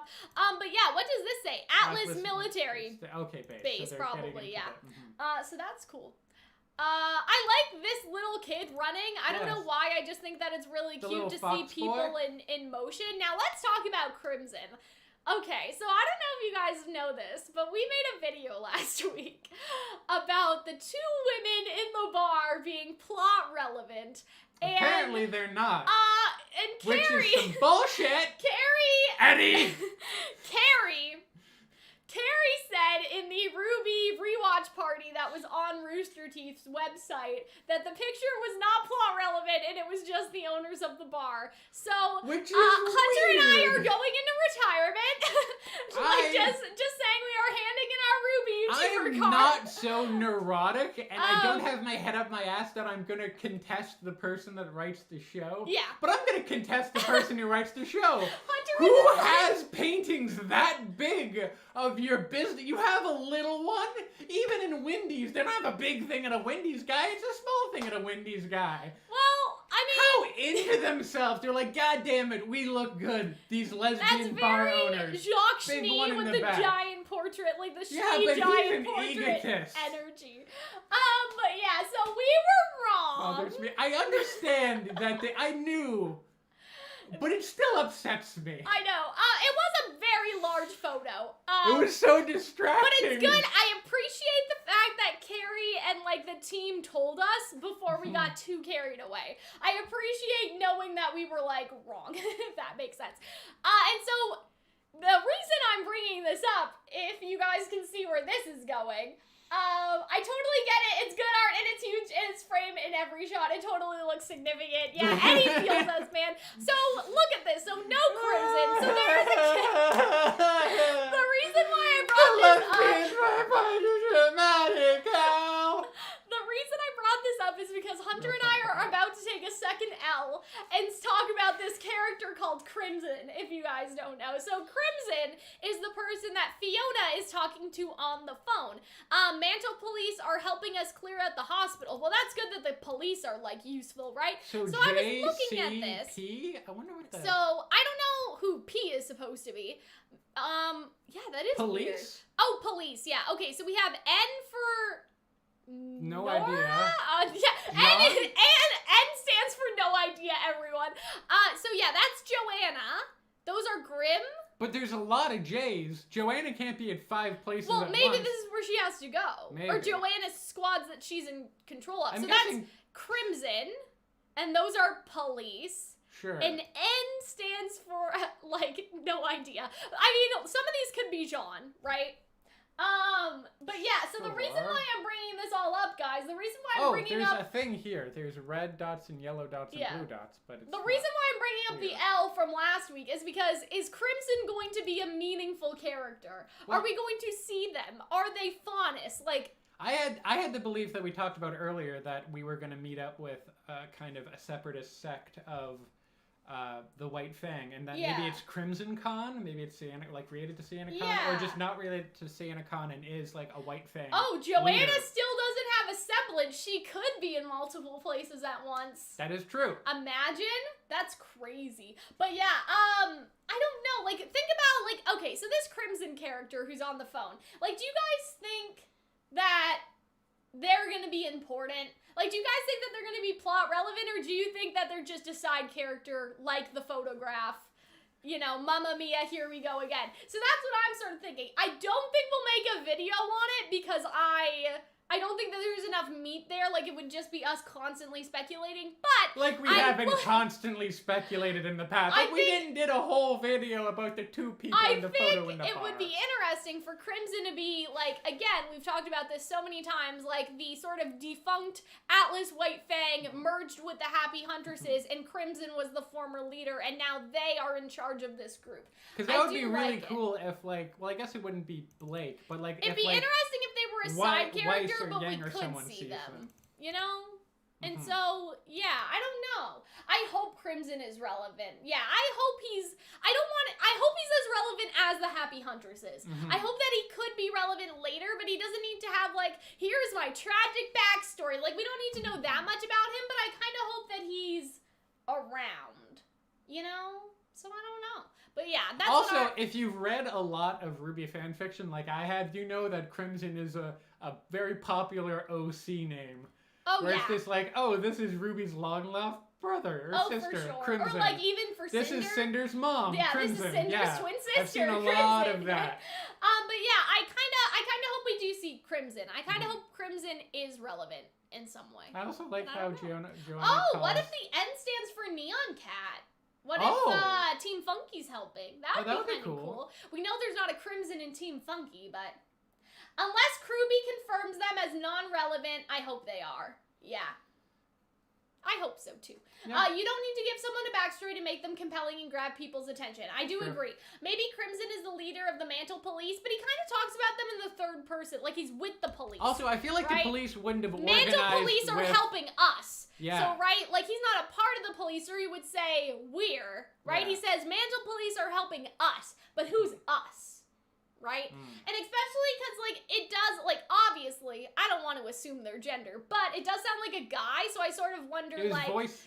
voiced by, I think, a man, so... Yeah, and so I sort of wonder, like, obviously, I think anyone can join the Happy Huntresses. I think the Happy Huntresses is just the name. It would be very gender inclusive, but at the same time, does that point to the fact that this could be, like, the male White Fang leader? Yes. If that makes sense. Or That's like basically my leader. point, right? F could also stand for Flint. Neon isn't the leader of Team Funky. Well, listen, okay? Like, I don't know. I'm just saying, F already stands for Fiona, so maybe they just used another letter, right? And so, yeah, I like this scene because, like, do you see this? Joanna takes the dust, like the fire dust, and just plops it in the fire. I really like that. I think that's cool. I also like that she clears her map off the table. I have a headcanon that every once in a while she forgets the stuff she's sucked up, so she accidentally just spills out really embarrassing shit. Like, oh like, man, my Tampax, no, like all that sort of stuff. Anyways, I want to know who Crimson is. I really want to know who he is too. I hope that we see him or them, I guess. I was gonna go with like, oh shit, my love letters for Robin, but no, I like Tampax better. I like how she's just like, hey, what do you need? Tampax, pads, like menstrual cup. Like, what do you need, sis? Advil, we got it. I love the poly vibes here. Yes, I am a big believer in RWBY should show some polyamorous representation, and I know that's a really weird thing to want, I guess, like to advocate for really bad, but I really hope that we could see poly Team Stark. Probably Team Stark though is kind of like a dysfunctional poly. I feel like they should show poly in like a good light, and so I feel like Happy Huntresses poly is. I also in the like good how light, different you know? Joanna is now. Like when she was talking, when she took it from the reporter, she was like fierce, and now she's all soft with Fiona. Just calling her feet. Oh, there's the old lady again, giving her like. So I guess the mom with the shovel is the Also, do you get that look she gives at people? God damn. Well, yeah, I think she's looking at Fiona. Oh, because Fiona's in the shot, so she's like racism directed at Fiona. That grin at the end. Sorry, just had to mention it. Thank you for the super chat, Andrew. Don't worry, we are definitely going to get there. It's definitely the highlight of the episode. Oh, there's a lot of screaming. Yep. Where's this group coming in from? That would be Sector 7, and Yang's like, we did it, boys! And I love that so much. But yeah, you cleared 7 already? That's great. Look at her! So happy. Like, yeah, I love it. She's so cute. I love how, like, just very, apparently, I heard Caden did a lot of the, mocap, and so I feel like, for some reason, I feel like this is Caden's doing. Like that she mocap the other Happy Huntresses as well? That would be interesting. Making people as cute as possible. But yeah, I think that would be kind of cool if Caden did the mocap for all the Happy Huntresses. But without all your teammates. And, like, I feel like Yang gets, like, it's understandable why, but as part of me is just, like, a little very upset. That was a little aggressive, sis. Like, you didn't need to do that, you know? Like, what? Oh, and, like, I like how Ren just walks away. Yeah, so like, Ren is very affected other teammates by never that. heard of him. Ren is just like, fuck off. He just walks away. I really, really like that. I really like that scene for Ren. Because I think, and you see Jean looking at Ren storming off, right? Boy. But yeah, Yang didn't need to be that hostile about it. So yeah. And he's like, well, let's move on.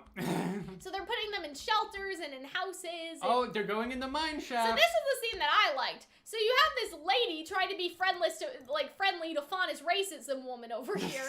And then you have this Fox lady who has her kids. So you see, like, I feel like that it subtly sort of sends that message of, like, kids are not inherently racist. They are taught racism. Yes. And so, like, this old lady has not affected, like, the innocence of this young boy. And, like, this young boy is still able to find other people his age, faunus or human, to be friendly to and play with, right? It's very subtle. And I like, it's very subtle, but a very good message, That right? message would be annoying if it was beaten over your head, Yeah. but like the fact that it's deeply subtle, I like that. I like it too. I just like how it's a very small moment, but maybe Also, this lady's changing her mind too. Yeah. Maybe after some hospitality in the slums, I also she'll like change that her we ways, have right? Mozilla back again. I really missed her. The fox lady, yeah. I really want, between Mozilla and like the guy who kind of looked like Forrest, Yeah.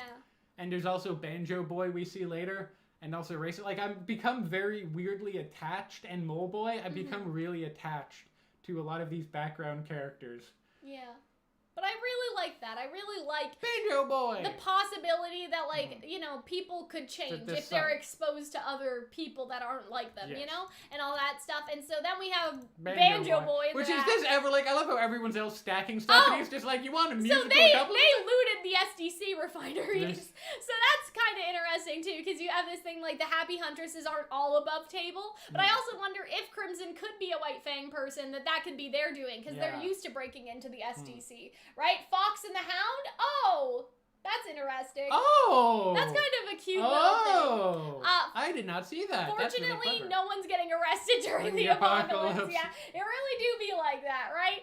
And so, just knowing those Grims are circling out there doesn't feel great. What are they waiting for? Oh, you know. Okay, so let's talk about Uncle. So I wonder if this He's voiced by Gus. Yes. Which is so cute. I do wonder if this is Uncle in the literal biological sense, or if it's just an old man that your parents know. You know what I mean? I have a lot of family that my parents know, and it's just like, oh, that's Uncle so-and-so, but we're not actually related. Just because this guy is a badger, and Fiona's a sheep. And so, but they also talk about genetics are very interesting, yeah, if there's two different types of faunus, it could be anything. So it could have been like, also, Uncle doesn't mean they're directly related. Yeah, that's what I'm saying. It's and not so, like, I think it's cute either way. I think it's cute to show an uncle that she's, like, directly related to, just because so often we don't get to see family a lot in RWBY. Like, we do. We get to see Uncle Crow, and we get to see, you know, Raven and their relationships, but we don't get to see, like, I don't know. It's sort of 50-50 whether we see good relatives or not. Yeah, I would say that's fair. Like Crow is a good uncle, but think about Raven being a mom and an aunt to RWBY, and think about how that's not great. Not great. Not right, and all great. that stuff. Or I guess she's not RWBY's aunt, though, because RWBY's not... Anyway, it doesn't matter. I guess no. I guess they have no real Raven's relation. the stepmother, I guess you could say. But you guys understand what I mean, is that a lot of times, family in RWBY can be a little, tricky. Yeah, little tricky. And so I like that this guy is like a nice old man either way. But I do like the idea that everyone in sort of the faunus community are close-knit. Like, I really like that idea, because you have that a lot. I don't know. I can't really think of an example right now, but actually, I'm playing Miles Morales. And I know that's such a really random thing, but you can hear people talking to each other on the street, and it's like you have, you sort of have this, like, name for your elders, like, in Spanish and stuff like that I think, like, some of the characters say to each other. Like, the background characters, the ones walking around in New York, and it's not like you're directly related, but you're a community. Because, like, Miles is Puerto Rican, and Miles is also black, right? And so you sort of have that, like, community, like, within the game as well. And so I really like that they're showing that, but through the faunus. I hope that made sense, right? But yeah. I also like the idea that he's just very, like... We need to see more of the uncle. You can keep talking. He's very paternal to people, like he was given soup to Oscar. I like the idea that he's, like, the all-uncle. But yeah, I hope that you guys know what I mean. I hope I explained that well, but it's very like when my grandparents got here, right, in, you know, the 1940s and stuff, like when they came to Canada, there was an Italian community, and everyone knew each other and helped each other, and had that sort of, like, family bond and relation, even if they weren't family by blood, they were family by community. So that's what I'm sort of thinking of with the faunus in the slums. And so there's another fight breaking out. So I wonder if that's a fight between people or a fight between Grim, because there's not really any I can understand that there would be some fights between people. Oh, sure, because people are probably fighting over food and, you know, resources, stuff like that. I also like how she says crap. Let Fiona say fuck. Also, I got a super chat, so thank you, Zalu. I don't know. I bet RWBY won't survive the volume 8. I hope she does, though. I think she I think it's too early to kill off RWBY. RWBY, but I don't think that she'll come through with Offscape. And thank you for the $5 super chat. I want Fiona to be the one to... I like how of all of them, like, she's the one that swears. Yeah. Like, just a cute, tiny I like little this. one. I'll handle it. You The got enough to small- worry about. I think that was cute. Also, you can see Robin's thingy Insignia, the right Happy here, Hunters insignia in the sort of background. over Oh, the that's Atlas signal, interesting. Yeah, I right? didn't So I spot think that. that's really cute. Let Fiona say Fiona fuck say 2020. I agree. Yeah. And so Fiona, it's Crimson again. Hi, Crimson. We spotted a decent group of Grimm moving in from the east. Can't take them with all these civvies. So yeah, I think that it would sort of be interesting if they do run into him, because what if Yang, Jean and Ren can't save Oscar and they're turning back and we encounter Crimson? I feel like that would be really nice. So yeah.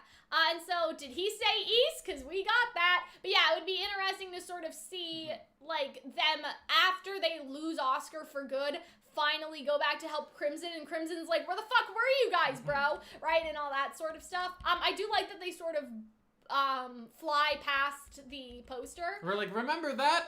That was only canonically like 2 days ago. Yeah. When you think about and it. so, yeah, so this Grimm, hi. So this Grimm, actually, I wonder if this perspective is the Hound. Oh, well, no, because waiting in the afterwards alley. it cuts to them.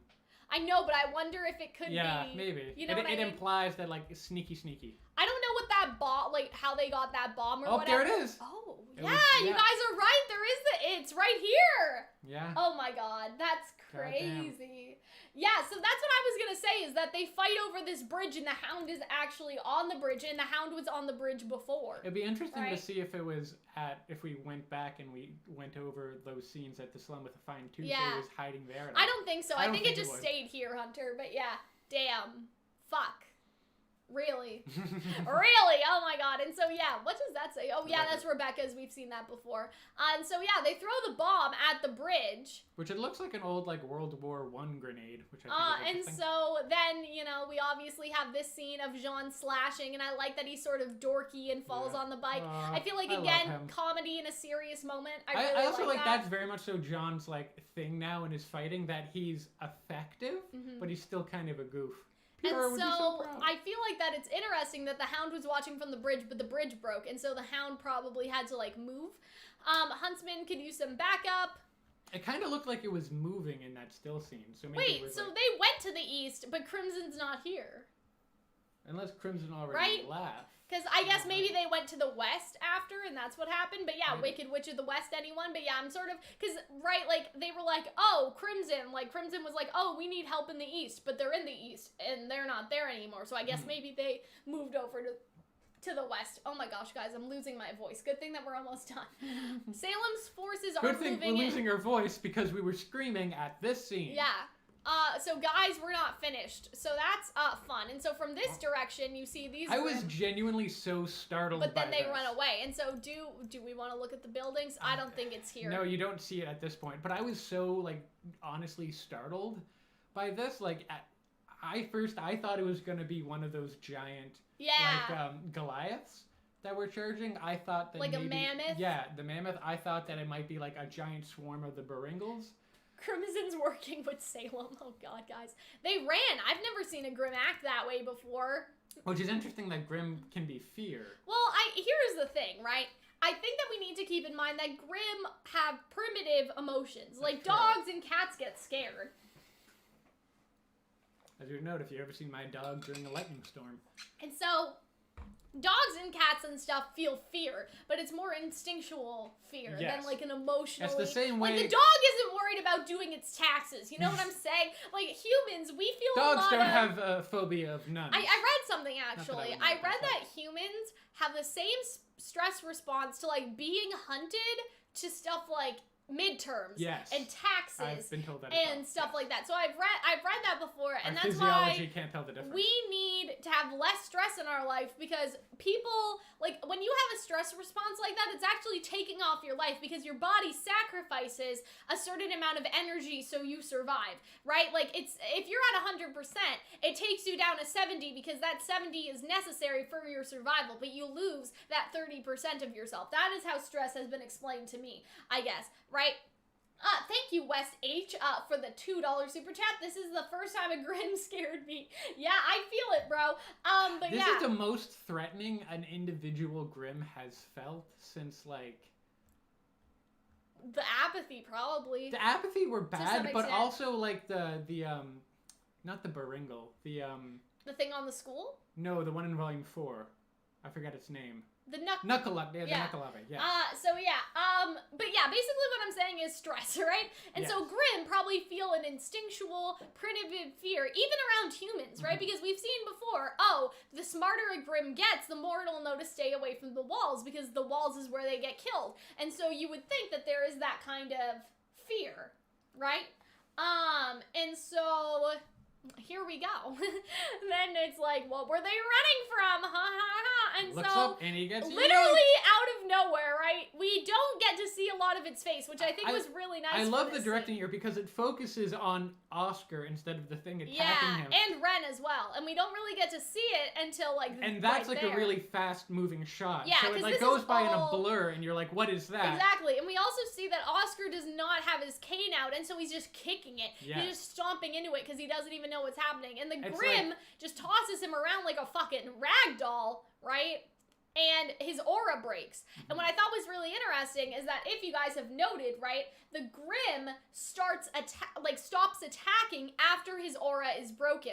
So again, we see that this Grim is something intelligent. That this Grim recognizes his aura is broken, so now he's defenseless and I can take him without problems. This Grim did not have the intent to kill. The Grim only had the intent to kidnap. And I feel like that's super important, and that's really interesting. And so, everyone's just fucking stunned, right? And so I don't blame them for not shooting it earlier, because I know a lot of people are gonna be like, why didn't John and Ren and Yang do something? But like, have you seen this before? Like, what the fuck were they supposed to do? They're exhausted. They've been up for like 30 hours at this point. And they're horrified, right?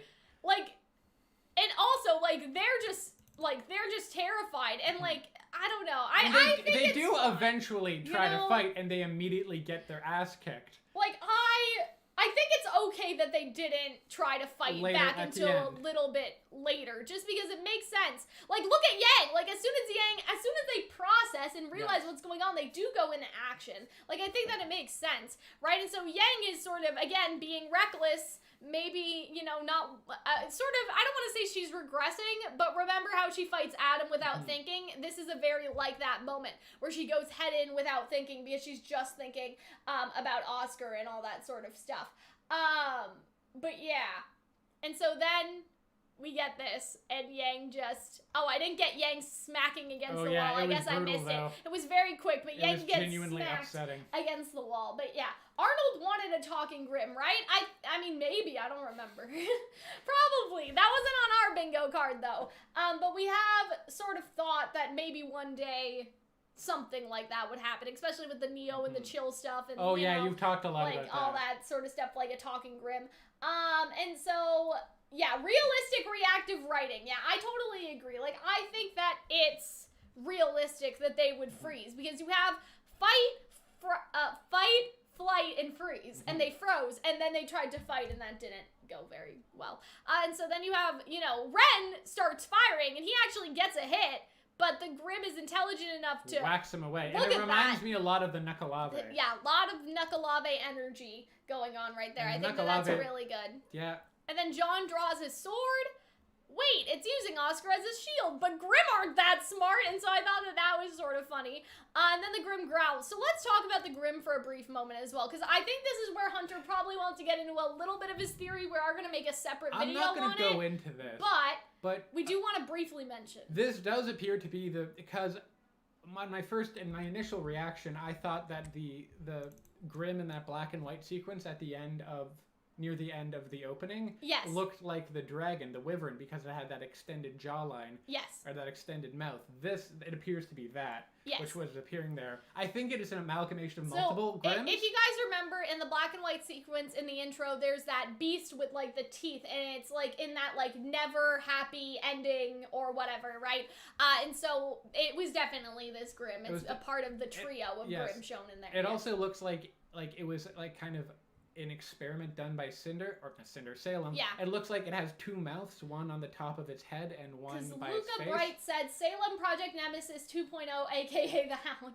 But yeah, but I do want to talk about that this Grimm definitely seems like an amalgamation of different Grimms put together, because a lot of people were like, oh, like, is that the Burringle? Why is it a different Grimm? But, like, you have to consider that this is a Grimm that shapeshifts based on the situation that it needs, if that makes sense. And so it needed to fly, and so it had the wings and stuff before, but then it also changed. And it's also possible that Salem changed it after that scene, after it had already smelled the relic. And so what we can see here is that there actually seems to be some sort of teeth on top. Like, this used to be a creature's mouth or something, because it's a very weird, like, bony head thing to have, but it looks like it could have been a jaw, or even hands, even nails going like this. And so it could have been the hands of a Grimm, it could have been another mouth, right? It has the kind of similar spiny back to the big bubbles, the big monster at the end of there's a Volume lot 6. of different Grimm pieces here. And I think that it's interesting that Hunter mentioned that this Grimm doesn't have any eyes.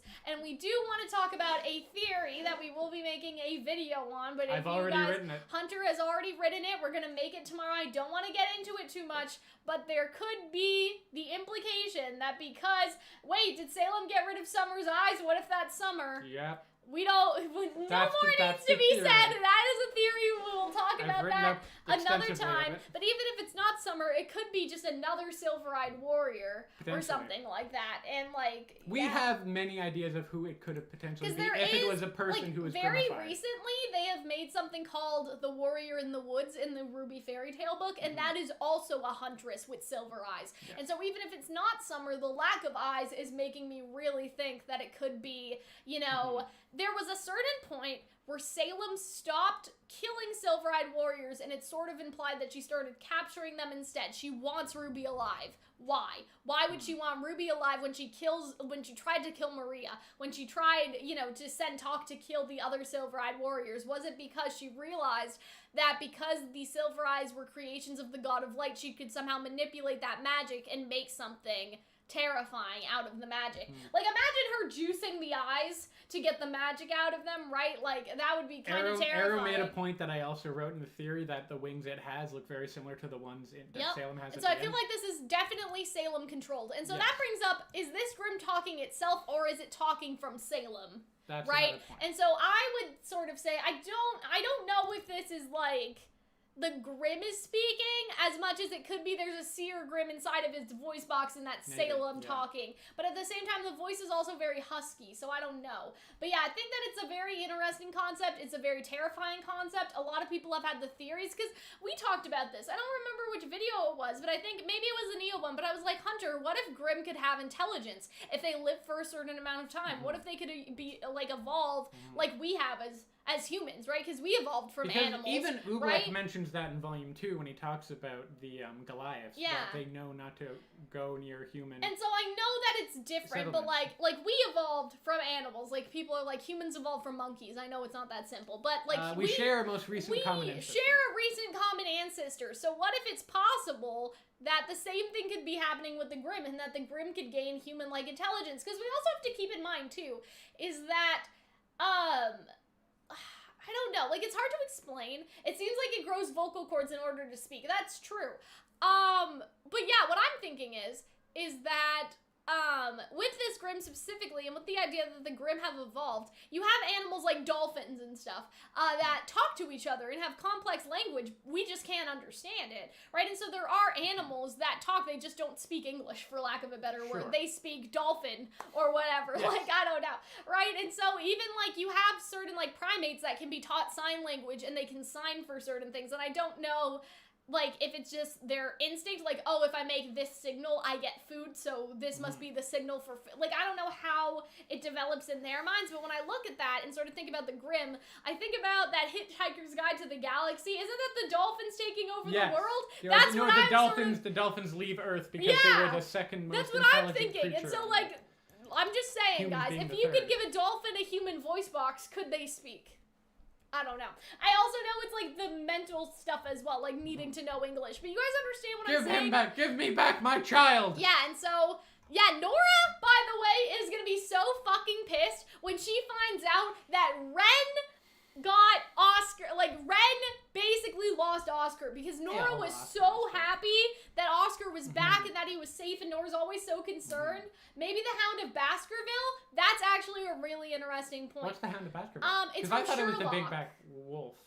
So, like, okay, so one time I took a class and I had to read Sherlock. Like, I had to read Sherlock and I actually had to read that story. And it's it's basically, like, obviously in Sherlock it's always a person, but it's very much like, oh, there's this hound and the hound is a curse on the family type of stuff. But yeah, I'm not entirely sure which one it'll be yet, but there's definitely also some big bad wolf energy going on here. I also with think the the idea ears that and the cut off ears. the big bad wolf changed into the grandma, and he can change into different forms, so I think that works. And you always think, like, oh, but how did the wolf fool Little Red Riding Hood, right? It may not, you know what I mean? Yeah. Like, you think about that, and so, similar to how the wolf is a shape-shifting being in the fairy tale, that's how I sort of see this as well. And, like, think about it, okay? The wolf hunts Little Red Riding Hood to get to Grandma. And I'm not saying that Oscar is Grandma, but you know what I'm saying? I feel like that it is kind of... It makes sense. I don't know. But yeah, I'm sure people will figure out the fairy tale inspiration, but until then, we can only give some ideas. We've thought, like, a Little Red Riding Hood, Big Bad Wolf. Yeah. I think Hound of Baskerville's a really good one. And all that stuff. Like, I think that that's a really nice one. I don't know what other things. But yeah, the Grim just walks away, right? Listen to this. Or not listen because you can't hear. But it's almost like the Grim... like somebody in the chat said it. It's almost like the Grim was able to create a voice box to open its mouth. Kind of like the same way that a parrot can say words. Right? And so it's interesting because it's like literally its jaw was like shut for most of that time, and it looks like that something red developed inside and said it. It's kind of interesting. The Roman isn't dead. I knew it. When did it say red? It didn't say red. It said no, but I'm saying there's red inside of its mouth. That's like the voice box being developed, if that makes sense. It would be interesting it if, says like, no. if, like, I don't know, like Salem treats it like a dog, like, good boy. Like, thank you. But yeah, so yeah, it says no, but yeah, the red I'm talking about is inside of his mouth, guys. But yeah, it doesn't have any eyes. It says no. It walks away. Also, what is that? Is that just snow? I think it's snow. Because it looks I don't know. Sparkly. I don't know. I guess sometimes it's hard to tell. The hound should have said fuck you. Okay, I'm approving that comment. Oh, God. Okay. Yeah, and so Jean's just like, did it just... I love how it just walks like... It just stood up like a bloke. I love it. And so, everyone's just shocked. I feel like this is definitely a chimera, too, because these legs are very... I don't remember the animal, like cheetah legs. You have cheetah legs and you have a wolf head. But it needs to run fast. And so I would basically... It developed vocal cords just to tell Ren to fuck off. It really did. But yeah, I feel like that this could be like a chimera in fiction more than like a Little Red Riding Hood reference and stuff like that. But I can't personally think of one. But a chimera is very specifically like a winged lion scorpion thing, right? Like, I mean, in Full Metal Alchemist, though, it's not. Okay, yeah, but... When you think about it. But yeah, we have some... this gives me big, like, knuckle. And also, what I find interesting is that the only other Grimm that excretes that, like, creation juice was the dragon. So it would be interesting that they share a kind of genetic code, and that they were both, like, designed by Salem, right? Tailor-made, designed by Salem, which means, are there, like, naturally Do you think it's a Grimm? mix of a Grimm and a person? I think it's either, like, a Salem-controlled Grimm, and Salem is the one who said no. It was just through the Grimm's vocal cords, or it could be. Like, I feel like there's three options. There's Salem-controlled Grimm, there's intelligent Grimm, and then there's person turned into a Grimm. Yes. And those aren't necessarily all contradictory, but yeah. I don't know. I also go back. Look at that man's body. He looks so at peace. I know. Well, he's knocked out, right? So then... And they really don't move, because I feel like that's when people are going to be like, why are they shocked? And it's like, well, they did just get, like, smacked. Well, they're still following him, though. They're still what following. could they have done? And here's the other thing, is Jean doesn't... They are the worst people to have Oscar get kidnapped right now. Why? Because Ren has a ranged weapon, but Yang doesn't, and neither does Jean. And so if people want to be... Like, I don't know. If people want to be difficult and criticize it would be easier if it was RWBY. If it was RWBY, different story. But is Jean gonna fly in the air? No. And And so, like, what did you expect them to do, right? And so, I really resent that criticism. I'm not saying that people can't have it, but I am saying that I resent the idea just because it's like, this is realistic. What were they supposed to do? Especially because if it was Weiss, fine. If it was RWBY, fine. But all the ranged people have left the building. You know what I'm saying? All the ranged people aren't here. So what else can you do, right? But I think it also makes sense that they would be shocked because they just saw it sprout wings out of nowhere. Yeah, exactly. Like I think it's perfectly like Yang legitimate. has shotguns. I mean, it does. Shotguns are not. But like, what's Yang gonna? for... Yang already failed. Okay, so like, I feel like that's not gonna help. Yang can fly with her weapon, but she can't fly. She can't like fly. What is she gonna do? Fly and grab onto its back, guys? Like in a she shotgun, fly like shotguns RWBY, don't have right? a very long effective range. Like you couldn't hit that with a shotgun. They were scared, and it's just not great. Again, if it were RWBY, she could use her semblance to, you know, snatch up Oscar like she does with Weiss and other people. But like, yeah, if Nora was there, same thing. But I don't think it's fair to be like, but Yang, like we've seen Yang fly, but even if she got there, what was she supposed to do? Like at least RWBY also has it's a sniper basically rifle. like you're saying that Yang can 1v1 this Grim. That is what you're saying. Like, is Yang supposed to 1v1 this Grim? Because Ren and John are useless. Let's just be honest, right? And she also didn't want to accidentally hurt Oscar, so I feel like, yeah. And Yang got smacked into a building, so I get it, but I also don't get it. I think it's kind of unjustified. They're also like been up for 20 to 30 hours at this point, like and they're are tired. exhausted. It's because I hate it when people think that characters should act logically 100% of the time, because that's not people me writing. don't do that. It's about, like, I understand that people are like, this wasn't logical. Why didn't the characters think of this when it's justified? But in this case, it's like emotion and circumstances trumps the logical thing to do. Now, if you would, you know, jump on the Grimm's back, go ahead, sis. But I don't see that as a viable option. Also, if they shot, right? like, they've shown that the Grimm can move Oscar in the way, so they might be worried about, like, hitting Oscar. Yeah, I agree. And so it's like, there's just, again, is Yang gonna 1v1 the Grimm? No, she got bodied by the Grimm, right? And so I feel like that RWBY would be able to blast it with her silver eyes, but no one else can do that. So I feel like we're gonna see a lot of Yang discourse, like, oh, this was so stupid, how could they let the Grimm get away discourse, but they're still chasing the Grimm. Yeah. We see that scene in the trailer, so it's not like they just gave up, right? They're still going after it and trying to think of a plan, but for you to expect that they needed to act in a way where they could save Oscar without a plan, not expecting that this Grimm could shapeshift after getting bodied with no long-range weapons, that's a little silly, not gonna lie. I'm just saying. Everyone can have their own opinion, but I think it's dumb. I also, just one thing on the Nate, I really liked the direction of the fight. I loved how they did the reveal of the Hound, how it focused it on Oscar until they reveals. I also really like how many times you do see it in the background when you do look back. That's, in retrospect, menacing. Yeah. Horrifying. That's really I really love here, really you only see in the captions wing flapping, but in Yeah. the thing, it really focuses, like, the wing flapping get louder and louder and louder and louder until it's overcompassing. Man, I'm tired. That's really nice. And it ends the video like that. But yeah, speaking of ending the video, we're basically done. I don't think we have anything else to say. We wrapped that up pretty quickly, all things considered. Like 1 hour 45. Historically, we've gone longer. I'm really looking forward to videos this week. I'm really looking forward to next week. I'm really looking forward to see, like, what happens with Oscar, if there's going to be a Salem, like, Oscar scene. I hope so. Like, what are Yang and them even gonna do? Because you can't fly up there unless it's like Maria. I don't even know. Maria and Pietro are just like, we see the Grimm missiles launching, right? Let's go. But yeah, like, I feel like that ultimately, this week we will probably do one video about the Hound if we can find its inspiration. I think usually that's a lot of other people's thing compared to us. So we want fairy tale inspiration. We want the summer Hound theory that Hunter made. We probably want to talk about Oscar and Salem's conversation, but really I feel like that's it. Because everyone else is in a place right now, which is...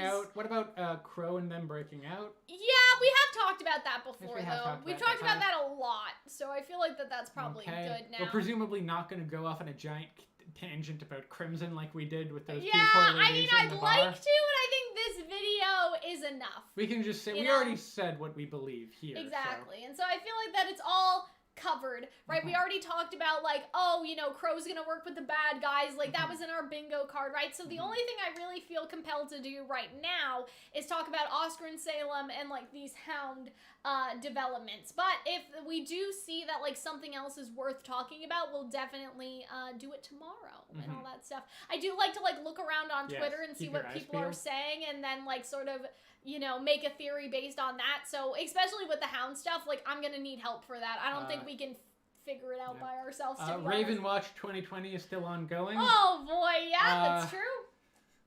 But yeah, I think that we're good. I hope that you guys enjoyed. Remember that if you guys want to see the reaction to episode 2, you guys should check out the Patreon, because it is up on Patreon and it is up for YouTube membership members. So if you guys want to see them early, if you want to see them early every single week, they will be there. They are there right now, right this second. Maybe I'll put a link in the chat if I can just grab one very quickly. And come by next week when my excellent theory about Cinder being a pirate is proven correct. Someone says they want to feel my hair. It's a wig, guys. Don't worry. Like, there's no, like, you cannot run your hands through this. It's very curly. But yeah, I posted the Patreon link in the live chat right now. But thank you guys for joining us. Thank you guys again for the super chats, for the people that did send them. I also saw a couple people are members. I don't think they became members off this stream, but they still did. So thank you for that. YouTube membership also lets you get the reaction. And so yeah, lots of ways to do that. But Pirate Watch 2020. Raven Pirate Watch 2020. Pirate Cinder 2020. All that stuff. Hopefully we do see the villains next week. I mean, I think it we will. didn't see them at all. I think so think if Oscar goes over there, we're gonna have a scene with them all together. I'm looking forward to it. We will see you guys in the next one. No, wrong Stand direction. up, Hunter. This way. Yeah. Cinder next week, maybe, but yeah, we will see you guys next week and then throughout the week with our RWBY related discussion videos and stuff. So yeah, we will see you guys. We will see you guys in the next one. Bye, guys.